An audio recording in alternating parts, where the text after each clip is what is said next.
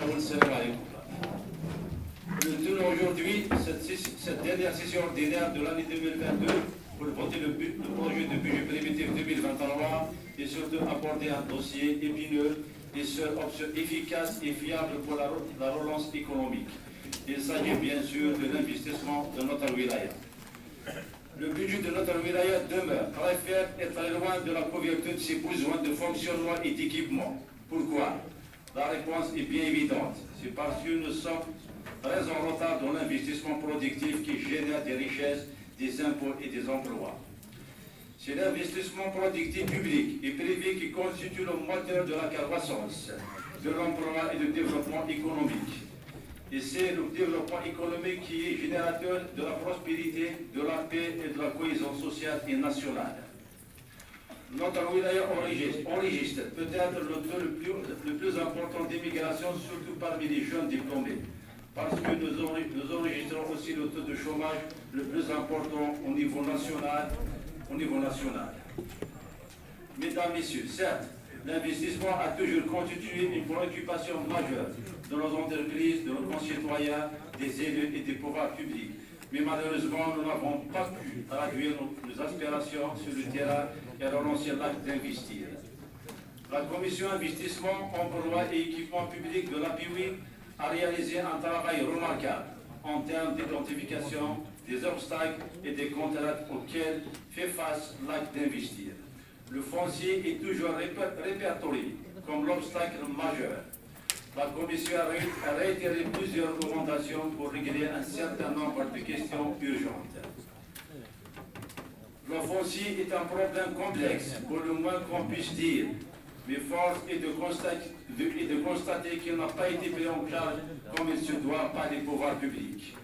Combien de délibérations votées par les appuis précédentes?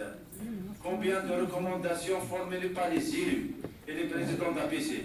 Combien de sorties sur le terrain ont été effectuées? Et combien de séminaires organisés avec les opérateurs économiques, sans citer les conseils de wilaya qui sont organisés par le Wali? Mais sommes-nous arrivés à des résultats concrets et avons-nous réglé ne serait-ce les aménagements et l'attribution des actes fonciers? Je pense que malheureusement, même si le diagnostic exhaustif ont été établis, nous continuons d'enregistrer un statut toujours, la relance de l'Union qui emploie 1700 travailleurs ainsi que la relance d'autres entreprises publiques en difficulté.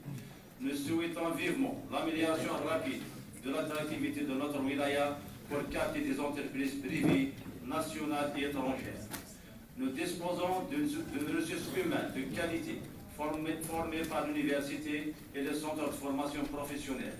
C'est un avantage susceptible d'attirer des investissements pour qu'on règle son environnement global, surtout en matière de foncier et la bureaucratie. Chers amis, sans pour autant m'étaler dans un listing des problèmes et contraintes qui seront exposés par la Commission investissement, nous voudrions lancer un appel au pouvoir public pour un programme spécial pour l'investissement productif, l'aménagement des zones d'activité et consacrer des budgets adéquats pour les viabiliser en accès gaz, électricité, eau, assainissement, route d'accès, etc. Nous lançons également un appel. Notre appel à débureaucratiser l'acte d'investir dans notre wilaya et l'accompagner concrètement par une numérisation effective et redonner véritablement le sens au guichet unique. Je termine par dire que la conjugaison des efforts de toutes et tous s'impose et doit être animée par une approche de partenariat et de l'entrepreneuriat, le partenariat multi-institutionnel entre l'État, l'entreprise, l'université, les collectivités locales et la société.